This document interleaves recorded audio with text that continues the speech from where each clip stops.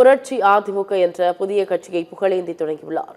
தமிழகத்தில் சட்டமன்ற தேர்தலுக்கான தேதி விரைவில் அறிவிக்கப்படும் நிலையில் ஓபிஎஸ் ஆதரவாளராக இருந்த புகழேந்தி புரட்சி அதிமுக என்ற புதிய கட்சியை தொடங்கியுள்ளார். தானும் கட்சி தொடங்கிவிட்டேன் என சொல்லாமல் தேர்தல் ஆணையத்தில் பதிவு செய்துள்ளேன் என்று புரட்சி என்பது எம்ஜிஆரையும் ஜெயலலிதாவையும் குறிக்கும் எனவும் புகழேந்தி தெரிவித்துள்ளார்.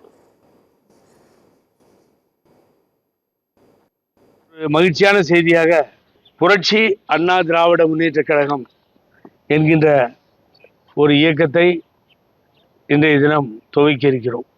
தடுமாறிய தலைவர்கள் அரசியல் வழியால் வேறு வழி இல்லாமல் பலர் அந்த கருத்தை மனதிலே கொண்டு விருப்பமோ இல்லையோ பாவம் வேற வழி இல்லாமல் இங்கே போகலாமா அங்கே போகலாமான்றாங்க. ஆகவே இதையெல்லாம் பார்த்துட்டோம். நம்ம இந்த இயக்கம் காப்பாற்றப்பட வேண்டும், தொடர்ந்து நீடிக்க வேண்டும். அம்மா தலைவர் புகழ் நிரந்தரமாக இருக்க வேண்டும்.